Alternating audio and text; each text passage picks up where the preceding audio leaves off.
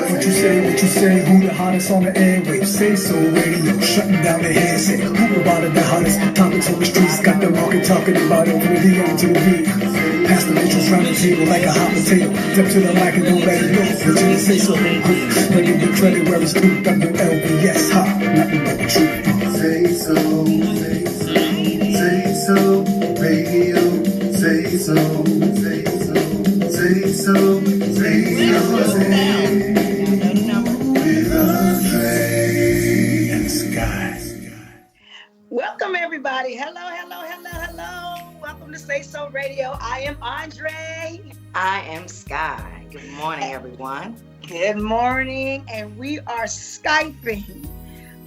This pandemic is very, very serious, and as much as we be wanting to say, okay, let's do this, we'll probably go in the studio maybe twice a month right now until we get to the bottom. Get a little, not so much. Not so bad. Yeah, not so bad. Yeah. But it's good to see you, Sky. Good to see you too, Mom. You look so pretty. You look so pretty too. I like your hat. Courtesy of you, Stank. You be getting the findings, honey. Where you get it from? LA, right? LA. They are super cute. I love it. Yeah, got it from LA. When I saw it, I was like, And speaking of LA, do you remember a time when I was on video with you and we were looking at some cat suits? Mm-hmm. I couldn't find them, right? I bought them, but I couldn't find them. What's new? I found them the other day. And I meant to send you some pictures of your sisters putting them on, acting like they were from Black Lightning. That's going to be super cute. I can't wait. I'll send it to you. But anyway, welcome all of our viewers and everybody all over the world. We are now getting ready for our morning minutes. So I'll shoot you over the sky. All right, y'all. Here we go. These are the morning minutes, of course, brought to you by me, your girl, Sky. In light of our topic today, we are covering National Foster Care Month. Yes. It is a very, very big deal. According to the stats, there are over 437,000 children in the United States in foster care. Also, according to records as of 2018, at least 690,000 children spent time in foster care. Those are some big numbers. Big numbers. Yeah. Most of the time, though, what they're saying is kids end up in the foster care system due to types of neglect and abuse and things of that nature. So this is something that is near and dear to my mother's heart. I'm sure you all know she's an activist for this. And it's near and dear to my heart, too. We've seen a lot with foster kids coming in and out of the home, trying to, just figure out their little ways in life. It's a lot of stress on a small kid. But anyway, moving forward, a few celebs you may know or have not known spent time in foster care or were adopted was Marilyn Monroe, Mr. Jamie Foxx, Nicole Richie, Steve Jobs, Jack Nicholson, Eric Clapton, Ice-T, and Keisha Cole were all in the foster care system or adopted. So there's still hope. I wanted to share that. You still can make a great life afterwards. Moving forward, in history today, May 2nd, 1920 was the first Negro, let me say it one more time, the first Negro baseball game was held, and it was a financial success, and it was great. It happened in Indianapolis, Indiana, and I wanted to shine a light on that. So that was 92 years ago? Wow. Yep. So 92 years ago, the Negro National League had its first baseball game 2 years ago. 92 years ago. Also, want to give some happy birthdays out to Dwayne Johnson, David, Donatella Versace, and as of Monday, my Aunt Jenna. So special happy birthday to you guys. Special happy birthday. Happy birthday to you. So it's officially tourist season, guys, but it is, but I want to say something. I know we're in the morning minutes and everything like that, and it's official. That was my rap. That was your rap. Yep, what is going on with this weather? Is the weather on? Do the weather need some Prozac or some medication or something? Because it just doesn't make sense. I mean, I'm getting confused too. First of all, we had no winter this year, really. If you think about it, it was no winter. Also, we got days where it's like today's supposed to be 71 degrees. right? But 2 days ago it was 50 degrees, and you definitely needed a jacket. Yeah, So yeah. The weather is like bipolar right now. It is. I was gonna take the weather to the doctor and see if I could get them a prescription. Yeah, see if they do one of these Skype sessions for yes, something's gotta chat. happen. I'm telling you, it's a lot. It's a lot. But people, please keep in mind to wear your jackets. It's not quite time to throw on them shorts and dresses and stuff like that. And you don't want to end up catching a cold and it turning into COVID-19. Yeah, we don't need that. We don't need that. We don't want it. But okay, back to us, guys. I mean, back to it. Like you said, it's National Foster Care Month. I'm glad to that we can talk about this a little bit and shine a light on some of the things that go on in foster homes and yes, things the kids go through. So, and Mama, you know plenty about this. This is like you're almost like a Bible for it. So, I think that's dope. We have a lady coming on about it, don't we? Yeah, I want to give a shout out to Siraj Family Homes, who one of the directors there, Bridget Kelly Burke, was supposed to be joining us, but they're an hour away, so I'm not certain whether or not she would actually get on behind us. Okay. Yeah, so I'm not exactly sure whether or not we will be able to link her in, but just to talk about the foster care system, even with the statistics that you spoke about, Sky, it's real. And people used to kind of sort of, for me as a foster parent, a former foster parent that is, I know people used to say, golly, you remind me of Josephine Baker. Every time you turn around, here comes another kid. Not only the kid, heck, I'll bring the animals in if it had to. I know if it was a petting zoo or a daycare, but either way, nobody can change your mind. And that was good. That's great. So but I do want to talk about this foster. And I want to send a shout out to all foster parents across America, all across the world. Sometimes it's not even done through the system. You're raising people's children. Yeah. And I want to just give a shout out to you because this is that month to give you your flowers and give you your just due, things like that. So I want to give a shout out to all the people who are caregivers, but also to the parents who realized they really couldn't do it and had to say, would you care for mine? Would you do this? Would you do that? Some people had to get their kids taken, and I know I'm angry and things like that, but that's a divine intervention. Yeah. It's a divine intervention. We may not look at it that way, but it is. And because if you take a look at some of the lifestyles now of the children or of the parents, some things have never changed. Exactly. It's amazing that you just said that, because my heart used to cry out for the kids that went back home. Mom did everything right to get them back. And then once they got back home, it was almost like, you did all of that for nothing, because we know personally a lot of kids who ended up back in the foster care system, or either adopted, or or phased out of the program, and that used to break my heart, because I'm like, what happens to these children at 18? Well, at the most critical time of life, what happens? We have one of our guests will be on here talking about what happened to her in foster care, because one of the things we always tell people, if you're trying to do it for the money, baby, you ain't never gonna get nowhere. Trust and believe. You gotta do it for the love, and that's the bottom line. A lot of people say, even when I was fostering, oh, she must be making all this money, she must be doing that. Baby, if I was making it like that, we would be buying houses. Really? But let me ask you though, Mom, since we potentially do have a guest coming on, and we got callers that are going to call in, but I really want to know, I want to ask you, because I don't think I've ever had, we just rolled with it and did it, but what made you choose that path to say, you know what, kids are in need of help, I'm going to help them? You know what I mean? It takes a big heart to do something like that. So I wanted to know. Okay. So that's amazing that you would ask, because all of the people that have ever interviewed me, that was the biggest question. But before you were born, I was at Capitol Heights Metro Station. I was like 17. And I met two runaway girls. And At the time, I didn't know they were runaways, but they had like these plastic bags of food at the bus stop, and it was dripping everywhere. And so they asked me, did I know where the McDonald's was? And I was like, well, it's a lot of McDonald's. Which one? The one that's not far from here. And it still sits there today. Yeah. And she said not far from here, but at that time there was several that wasn't far from there. So I'm trying to figure out, what are you saying? So the little girl came up to me and said, can I tell you something?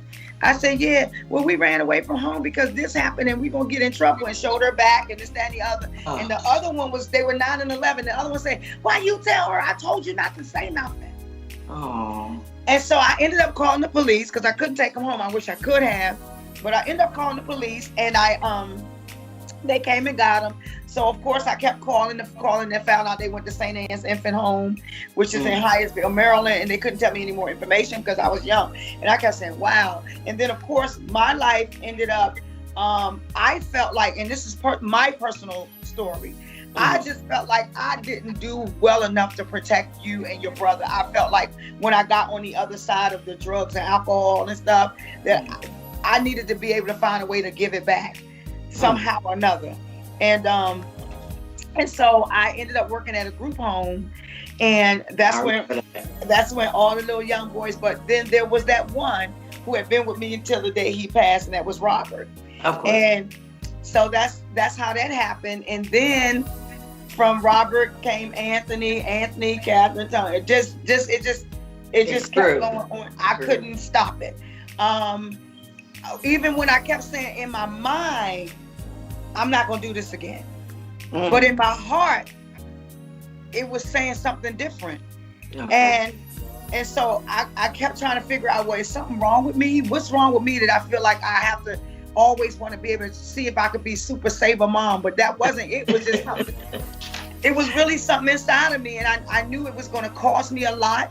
Even with my jobs, I couldn't hold jobs. There was one job I held for a long time, and that was contracting at the Army Corps of Engineers.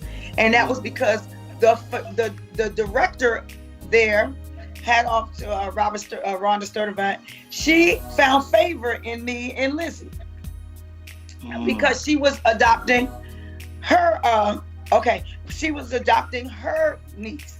And so she just found favor. Everybody said, well, she let you off. It was something about, and I was able to work with her for 4 years. And that was a wonderful thing. And so I don't know. I still say I'm tired. I got more years behind me than I have in front of me. But in my heart, if it happened again, I would probably open my door again. And which is really a beautiful, beautiful blessing to hear you say that, and to know that this is true because I was there. You get what I'm saying? Yeah. It's not one of those pieces of secondhand information. This is for real. This is something you really did for more than half of my life, even until now. You know what I mean?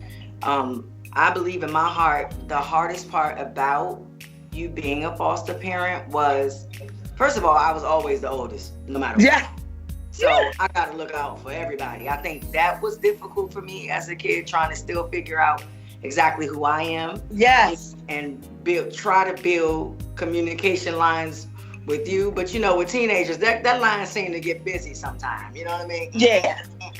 It was just because I was so lost as a kid myself. So I think that used to be the hardest part. Yes. When they would come, it was just like, it just kicked in. We did it, all the time. We did this. We cycle kids in and out all the time. And some of them I used to be like, I wish they could stay. And I think the heartbreaking part was, when we had them for certain ones for a certain amount of years and then they would leave, it would just tear me all apart all over again. And I got I hated that feeling. I started to really hate the foster care system. Not hate that my mother was in foster care. I hated the foster care system because I'm like, you guys you get them in there, you build them up, and you have some people who truly do take care of the kids, and you pull them back away, and then whatever they did know, or what became their normal, you rip that out or you rip that away. So it was kind of like, it's a system it's a catch-22. It's, it's no whole bunch of right ways to do it. Yeah. I looked at some more stats. I think with made me sad too. I didn't know this. Over 1,600 kids die in foster care a year. Yes. Just yearly. And that's due to abuse and neglect. So it's like, what is the screening process? But that's called. But the funny thing about it is the screening process is a great process, but it's just like, I'm sorry, y'all, the children are starting to call.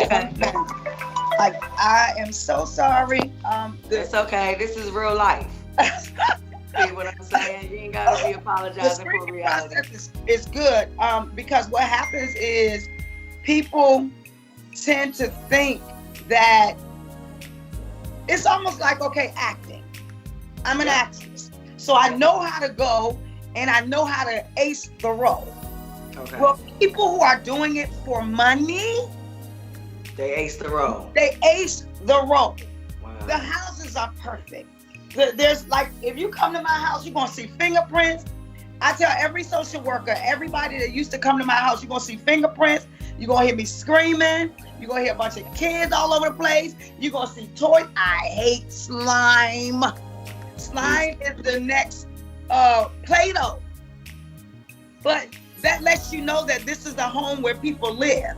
Now, I have known families and people to call me and say, could you call on these people because they got the kids in the basement, and then when the social worker come, they bring them out the basement.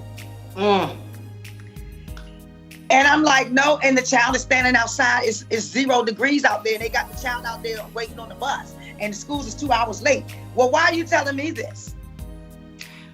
Well, Mommy, honestly, because I don't want to be funny, but you were born an evangelist, so that's why your evangelista kicks in, because even at 17, you two kids you didn't even know, and it wasn't no Google back then. No, you had to really go look in the phone book and try to find info and numbers and stuff like that, and call and speak on it to the best of your ability. You did that.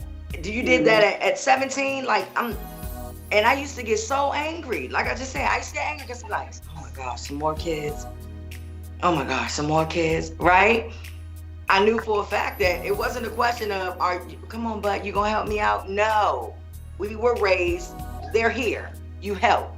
You get what I'm saying? What you made me, in turn, what I thought I hated so much, I end up doing the same thing. Listen. Years later. Let me tell you something. Every time I turn around, my daughter is I said, well, who the heck is that? And where that one come from? Yeah, it used to be. And you know what was so cute? Like, once you got to know everybody, it was like common. This one of my grandbabies, or this so. Now, mind you, some of these girls was just 4 or 5 years younger than me. But I did the same thing. I opened my home up because I got tired of seeing parents really write these babies off for just trying to find their way. Yeah. And that hurts. It hurt a lot. I saw girls fighting. Girls had been raped and couldn't tell mom. Girls had babies by stepdaddies and shit like that. You know what I mean? It's like, what? But these things really do happen. They do happen. And the sad thing about it is, like, there's not enough. And I meant to bring the book, but I did write a book called A Heart, a Home, and a Hope. If I could do it, so can you? That book was written in 2011. I only talk about that book on May and November. May, which is National Foster Care Month, and November, which is National Adoption Month. Yeah. And so I'm normally with the foster care agencies advocating for people to open up their doors. Please try, help out.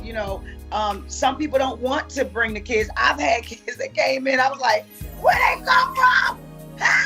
We say some things, and with that, Mom, honestly, with I found out that this is crazy. You mentioning this. A lot of the times, African American people are. Me personally, I assumed that majority of children in foster care were of African American or Latin or some other race. I assumed that. 44% of kids in foster care are white. White. Yes. 23% is black, and 21% is of Latin, Hispanic, or other races. Correct. I didn't know that. So correct. You learn something new every day. It's not just us. You get it's not just us. It's actually Yeah, it's more than us. Yeah, more than them. Yeah. And I can remember even with you, like, okay, like the kids, everybody know I have adopted 7. But of the 7, 4 are relatives. Yep. Okay. Yeah. 4 are relatives. And there are times when I'm like, I can't do this. So they're scared of you. Because they say, if anything happens to mommy, Danisha and DeMonte is going to come here and we are in trouble. I'm going to shut down. But they've been trained to know that. They've been trained to know, okay, to some of them, I am their cousin. To the other ones, I'm only their big sister. That's all they know, Mm-hmm. But because again, it's 7 of them. Mm-hmm. But they know, they've been trained that, hey, look, I ain't even do that. You're not going to do that, And it truly takes a village, and you got to get back to that. Even though you might say, some people I heard the stuff that folks had to say, like, oh my goodness, what can't you do with all them kids? Blah, blah, blah, blah, blah, blah. Who gives a damn? They needed somewhere to go. It's been provided. Let's just pray on that part. Let's be thankful for that part of it. Because who knows where some of them would have been. And the back end. You definitely know the back. We read through some people's files that it just made me cringe. Because I'm like, how in the hell could you do this to somebody's baby? This is a baby. This baby had a bottle 3-4 years ago, and people are cruel. Cruel and crazy. Yes. Cruel and crazy. And that's why it's real important to, even when sometimes I get so angry, I'm like, you know what, this is what I'm going to do. What we are not going to do is stay here any longer. I'm going to fly off to the sunset. I'm still dreaming, And that's fine. But my kids will look at me and say, well, we ain't going nowhere. I'm like, you're not going to make me keep you here. Yes, we are. We're not leaving you. But they love you. They love the hell out of you. And it's good that they have that, because we forget oftentimes that children are people too. Yeah. They have feelings too. So like your granddaughter said, and I knew it was in her. Just this one little talk we had back in February. One girl, she didn't get along with this little girl at all. But come to find out, the little girl was in foster care. But for whatever reason, the family couldn't adopt her. Beautiful little baby. They couldn't adopt her. So she fostered out. She went through 2 or 3 families in the last year. Finally, this one day, her and Yaya had a moment at school. Well, Yaya had a moment at school. But the little girl cried. My daughter hit her, whatever. However, the next day she came to school and said, Brianna, I was already really sad because I'm dealing with something. Mind you, they 7, and this is what she said in school. So Brianna said, I'm sorry, I hope you forgive me, whatever. Moving forward, she busts out crying in the middle of class. And the teacher stopped the lesson and said, well, I can't say her name, of course. She said, well, what's wrong? She said, I'm just sad because I got to go to a new family and I don't want to talk to my therapist about it, but a new family is going to adopt me and I know they're taking me away. However, they let her finish that semester, but she was being abused and she confided in your granddaughter and told her that. And the girl would show her marks on her body, and instantly what I got from you kicked in, because now I'm looking for this child. Somebody got to help her. There's a problem here. So the bigger brothers, the foster brothers or what adopted brothers, were kicking her down the steps, taking her food, hitting her, yanking her hair, all kind of evil stuff. And she came to school and shared this with which was once her enemy. But I like how God did that. He used Yaya to be a listening ear, and Yaya being a part of our blood, she told somebody. She said, I just wish Ava had a better home. I'm sorry I said her name. But, that's stuff that they prayed for. I watched your grandkids pray for this girl about that, and it made me sad because this is still happening. And people are getting away with it. And that's why I said, Sky, you should have been a police officer. No, I shouldn't, because I'm killing niggas. You are graveyard certified. If I find out you bothering children, you are graveyard certified. I promise. You're going. Yeah. So, yes. But anyway, I just wanted to share that because it just that's what happens. And we're actually in Express Yourself. We're going to do Express Yourself. Then we're going to take a quick break, and bring our guests in. Express yourself. All right. Okay. I ain't even know it was here yet. Give me some of that. Whatever you do. Hey. Good. Okay. You want to express yourself first? Yeah. Well, you know what? I want to express myself. Okay. I want to talk to people that there's a big thing that's going on now, and I think it only became so worldwide when like celebrities and stuff deal with it, I guess. But I want to just talk about I'm finally open about eating disorders. And so I'm not restricting, and I'm not doing all these kind of things. I'm just eating, and when I feel like I'm full, I stop. Because I don't eat. And I nibble on snacks all day. And I think that's healthy, and it's not. And I didn't know that I had an eating disorder per se. I felt that there was something going on because I had been in 12-step programs and I had been trying to find my way, but I found out that I also suffer from night eating syndrome, which is where the pounds are coming at. And I'm happy because I know food is not the problem. There's some things inside that I need to deal with myself. And so that's me. I'm expressing myself. So those of you that are dealing with eating disorders, there is hope. Hope is available. Trust God, trust the process, and I'm happy. Mom, that's good. And I'm happy for you. Which leads me to my expression. I have now made a room in my house, not only my musical sanctuary, but just my sanctuary period. I am on a journey of holistic wellness, starting with cleansing my mind. Wow. Which then we work on the heart, work on the womb. I want it out. I am now, today, honest enough to say I am fed up with the person I was because I know she can be a better person. I didn't like her. I don't like her. And that's because I'm carrying around a lot of baggage, a lot of past relationship trash, a lot of trauma trash. Your body remembers trauma. And out of the 8 elements that our brain takes to work and process memory, I remember most all negative things. And I want that to change. So I'm on a holistic wellness journey. And I feel good about it because I know I want to make me better. There's a better version of me out there, and I'm on a quest to get her. So that's my expression. Oh, I'm so proud of you. Thank you, Mom. You don't make a nigga cry. You're going to make me cry because I'm just so proud. You know, those have been my prayers. Like, my little girl, like, you know, forced to grow up fast, forced to do this. And so, therefore, that nurturing part has been like backed up somewhere, and we grow up nurturing others, but we're still not nurtured ourselves. And so me in turn, I do stuff. I turn to drugs and alcohol. Praise God that I'm delivered from that. And then when that stopped, I wanted to shop.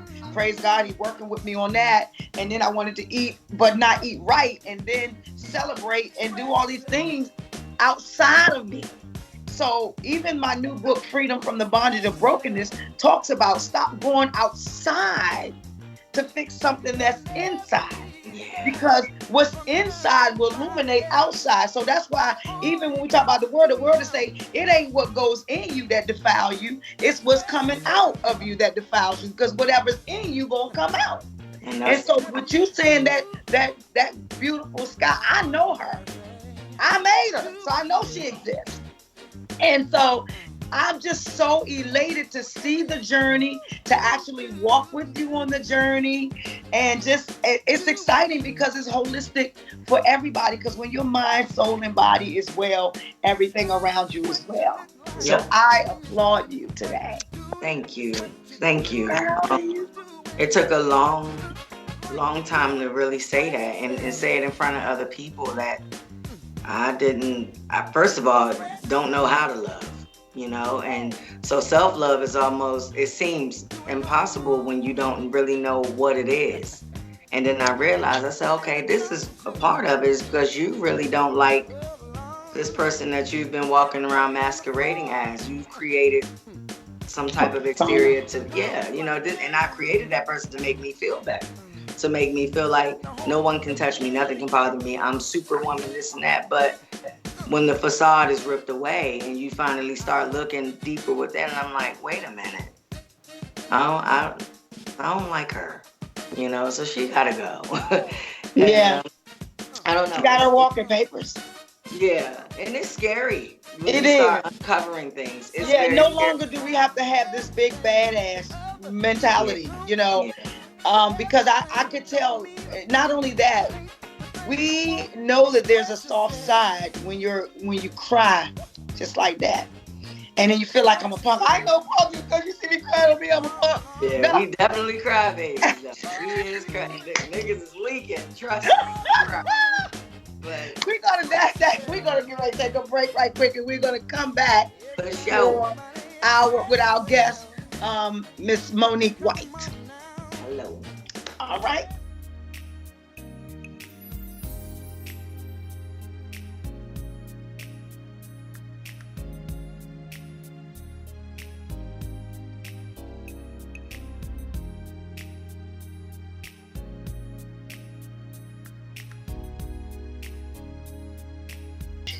Welcome back, everybody, to SaySoRadio. This is Andre and Sky, and we do have our guest here today.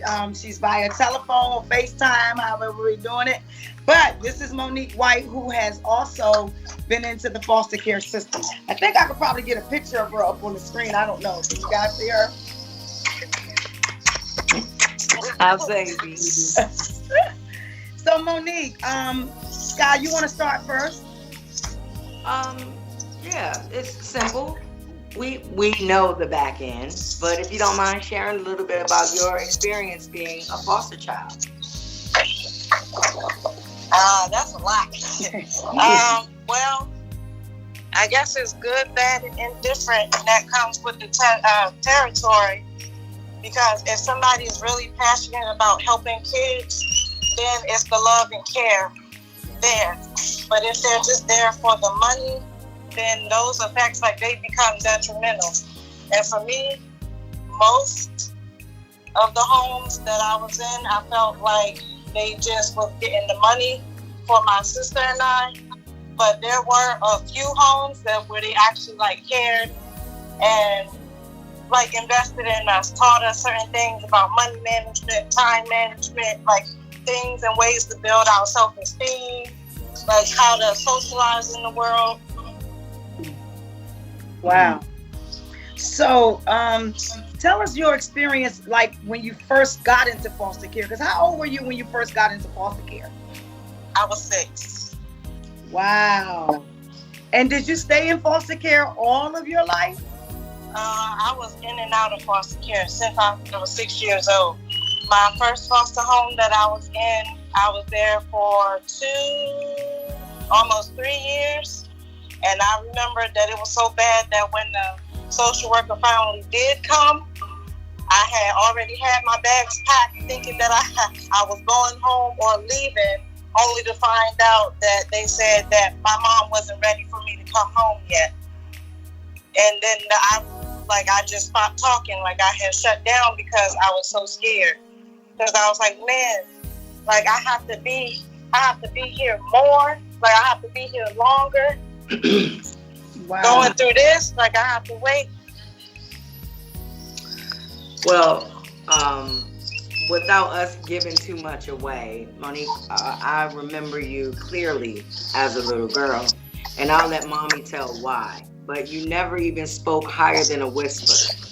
She never was a loud kid. She wasn't with all that you've been through and were going through. You weren't an angry kid. If you were angry, we didn't know about it when we saw you because you were just quiet and standoffish to yourself. But I remember telling my mother, and this is nothing but God's gift of discernment, but telling my mother, I was like, there's something there. Something's wrong right there.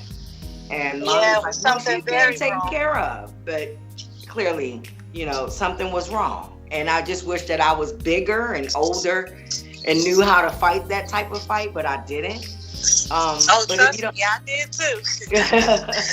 but if you don't mind sharing, like, not all of it, because we don't want to wake up any negativity, but what's some of the trauma you experienced in some of those homes where they were just there for the money?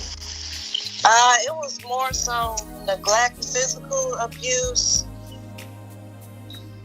emotional abuse, and that's actually what made me become like a mute, because every time I said something or I displayed anything other than a smile or that I was happy and satisfied at the home that I was, like that's when the beatings or the abuse would get worse. Like it went from dragging me through the house to cutting my face and me telling my teachers that I fell down the steps, because I would try to tell people and get help, but it didn't work out. Wow. That's heavy. That's heavy. And you have siblings. So yeah, and I remember I remember that I couldn't go to a lot of family visits because of the bruises. Like I had bruises on my face, on my body, and I would miss out on a lot of stuff, which made me feel like the black sheep of the family and made me feel alone. And it made me feel like what she was saying was true. That was that like nobody wanted me, nobody cared about me, nobody loved me. And then like she would tell, like when we would go on visits and stuff, I probably remember like 3 to 5 family visits that I actually made it to.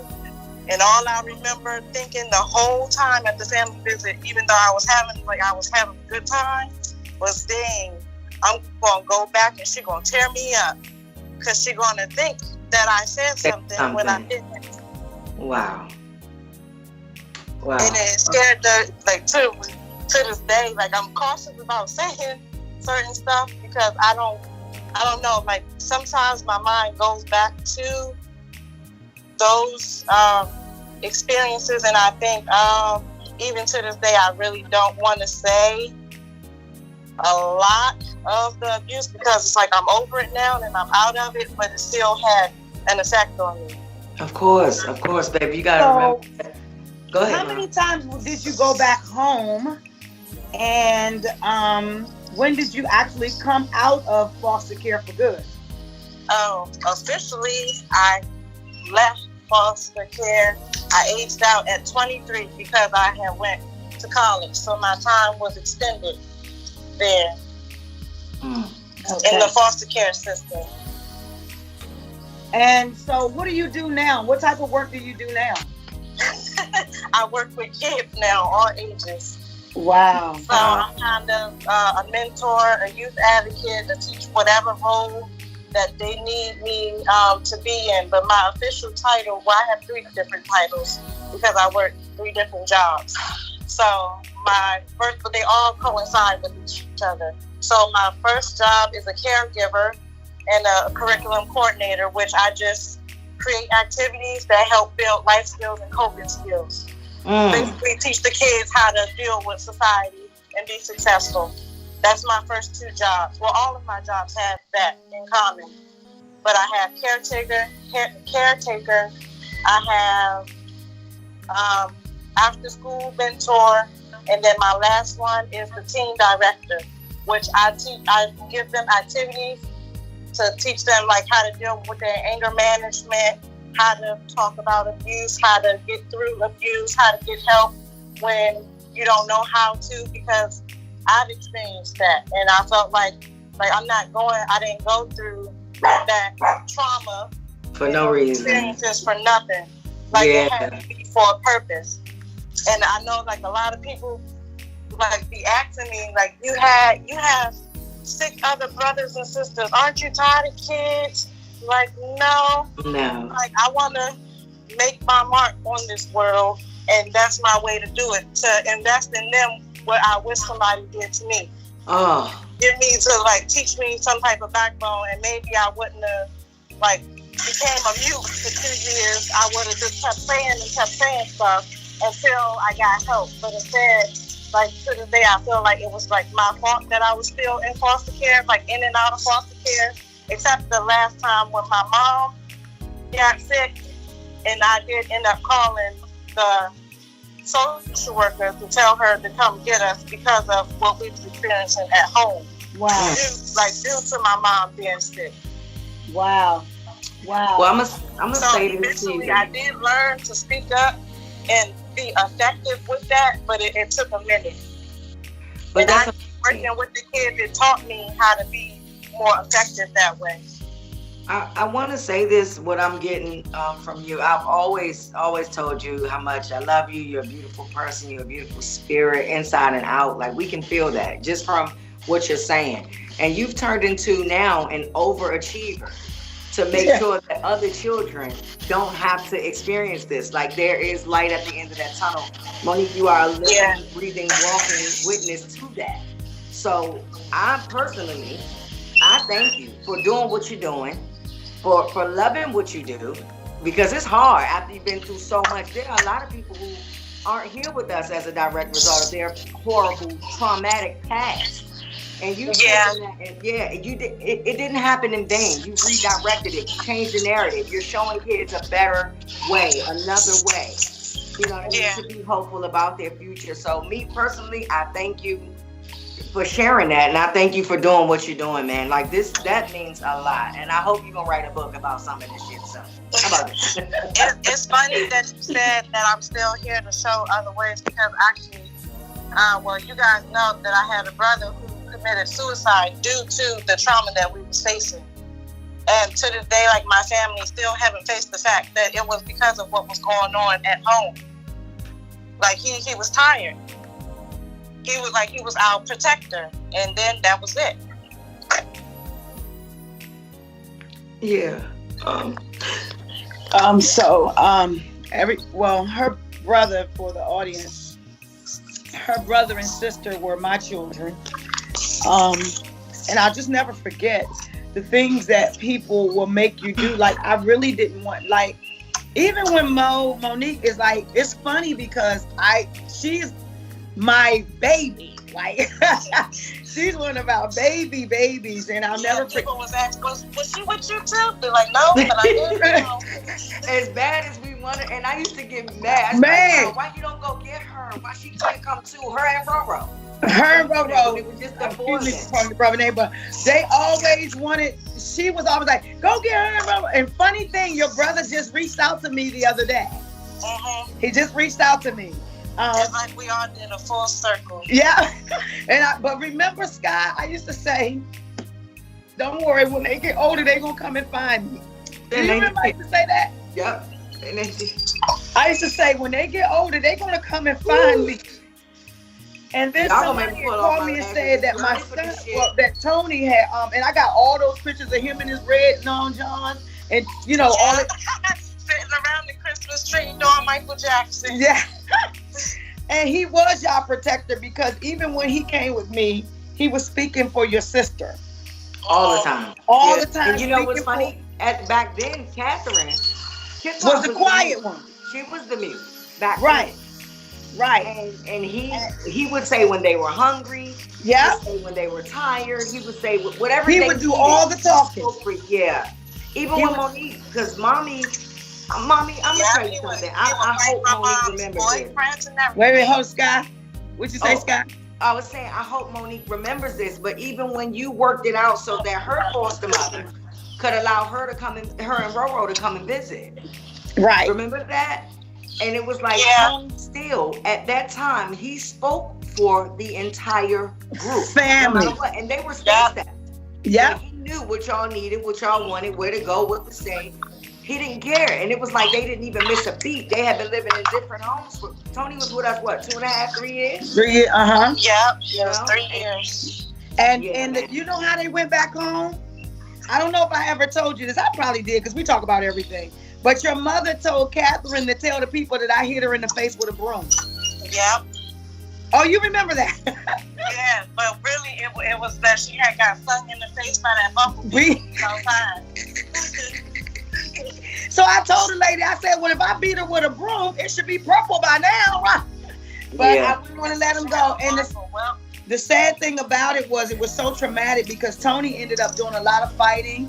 The mother's boyfriend, the situations never changed. Yeah. And as a direct result, they were watching TV and he hung himself. Yeah. And they waited till the movie was over. Well, actually, we was watching and my mom said that Tony, like she sent Tony to go sweep the whole house because that was his punishment. And like so we had our chores, but we had our sections. So for him to have to sweep the whole house, I guess he was saying like I'm done. And before that, like my mom's boyfriend at the time had just like basically tried to cash his checks in, all because we had went to the cookie store and we wasn't allowed to go to the store, but we was hungry. So we had saved up some money, and when we went to go pick up our younger brother, that's when we went to the cookie store. But our younger brother started having a tantrum on the way. So I said, well, we'll just go this way so it can be quicker for us to get home. And we'll wait for you at the cookie store. And then he said, no, go ahead, just go home, start walking home, and we'll give him time to cool down. So that's what I did, listening to him. And we did end up making it to where we needed to around the same time, but my mom and her boyfriend were already waiting outside. So from that, he started hitting on him, saying that he was disrespectful, saying that he wasn't the man of the house, nobody needed him anymore. They're just saying all of this derogatory stuff to him. And my brother, he felt very strong about protecting us. So for somebody to say that, oh, we don't need you anymore here because I'm here, like that was the tip of the iceberg. And then you're punching on him and stuff, slapping us, busting our lips and stuff, like that. It didn't work out too well. And so he went upstairs and was sleeping, and he never came back down. So my sister and I were playing the Sudoku and crossword puzzles, and then we had to go to the bathroom at the same time because we didn't want to go by ourselves because of certain things that had happened. So we went upstairs, and my sister was like, that something going on, and then I was like, yeah, why is this like this? And then that's when we called for our brother. He didn't answer. So my sister actually went in. We didn't even worry about the bathroom at that point. We went in. We was watching Hustle and Flow. I came back downstairs. I said, I'm not telling mommy that because she's not going to believe us. And then so my sister actually ended up telling my mom while she was reading the comics in the newspaper. And then that's when my mom said, no, you're lying. And then my sister broke down and said, no, mommy, I'm serious. Tony hung himself. And then my mom looked at me like for confirmation, and I said, yes, mommy, Tony hung himself. And then my mom, even though she was sick, ran upstairs all 3 flights of steps. And she could barely take 2 steps without losing her breath. And then tried to get out the door. But by that time, my mom's boyfriend was at the door, like talking to my brother like he was alive. And the whole time he had been hanging for an hour and a half. So it was no way to get him back. So for those of you, because he was my son, and when I heard about it, it just broke my heart. So many of my kids have left and tried to come back, and I didn't have space, so I made a vow that I always have that's another thing too, Scott. I made a vow that I just always have room, because you just never know who gonna really need you one day. And so even my son June had left and came back. But that's how it is. I never called them my foster, my this, my that. No. And you didn't never make it seem like it was for the money. Like you showed that you actually like cared. So I always keep, and then Monique, I mean, she came down here on for Mother's Day, just shocked me, came down for a couple of hours on Greyhound, just spend Mother's Day. Like, I needed to see you. I'm like, wow, hell, you could have called. But she's like, no, I want to see you. And those little things, when you touch people's lives, sometimes you have to remember that little things do matter, you know? And I never really got over the fact that Tony did that I just never got over the fact, but he probably felt like there was no way out. Nobody knew. When people start telling you certain things, you tend to believe it. Even like my son, June, he's in jail, and when he comes home, he'll be a sex offender. And he just keeps saying, if I would have stayed out there with my brother, mommy, if I would have stayed here, if I would have done this, you didn't raise us like this. And I'm trying to do this for that person, do that. And it's like hindsight, but at least he was able to call and say, I have a mother. And if this would have happened to my mother and my sisters, you know, and so I'm going to do my time. And, but when he asked, could he come back? We made room for him to come back. When you come here, we make room for you to sleep here. It doesn't matter where I am. When Sky got married, they were my sisters, you know. And look, and the people that did the pictures, we had a beautiful picture. It was her and Kid Pop standing next to each other. And my God, they look like, if they don't look like Lisa and Xavier's head mixed together, I swear. But they were like, who is these girls? I said, those are my sisters. And the photographer was like, y'all got the same mom, dad, what? I said, it doesn't matter, those are my sisters. Like, don't fuck with me on that. Excuse my language, but it makes me angry. Because a lot of times people used to be like, well, who's their dad? Or who's their dad? Y'all don't know. It doesn't matter. I just said, these are my sisters. And that's how I carry it until this day. All their life. I don't care. Since they were little and I was young, that's my sister. That's my brother. We're not foster and adopt. We're not putting those type of titles on it because apparently God led y'all here and we all still talking to this day. And this has been well over 20 years. Yep. You know what I mean? Like, well over 20 years. And this is still, we are interviewing right now still with my sister. Yeah. That's just that. Yeah. And I remember I said, when I found her back again, she said something about, what was that we was talking about on Facebook? I thank God for Facebook, because Facebook was how I was able to run into my babies. Yeah. And, all of them too. All of them. And Rose just reached out to me the other day, so I'm excited about it. I found all the little pictures, and I'm just like, okay, get to see him. But at the end of the day, everybody had to growing them too. Yeah. Everybody had to travel different roads, so it's different emotions and different things and stuff like that. But at the end of the day, love is the thing that conquers all. How about that? Love conquers. It's that love and passion, really. Yeah, that conquers it all. And I watched you go to college. I watched you, because another thing about foster care, most of the children who phase out there end up homeless. Yeah. Yeah, I mean, mine was a little bit later, but yeah.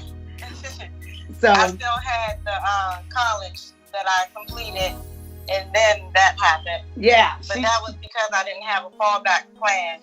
Correct. But I just stayed in survival mode. I was in survival mode. And she refused to come back to DC. I was like, come on home. I'm good out here. I'm all right out here. And I'm proud of you. And she has accomplished great things where she is.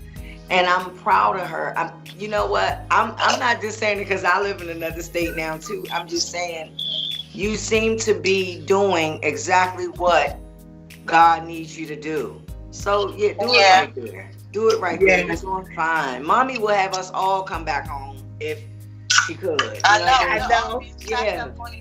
I know. But listen, our show is over. Monique, we appreciate you. Oh, yes. I just want to tell you guys, there's 7 ways that you can help out with a foster. Even if you're not a foster parent, pray. Provide respite care for people who may be in need of it. Support a foster family. Become a CASA, that's a court advocate person. Do some volunteer work. Donate to foster care agencies and advocate. They need advocates all the time.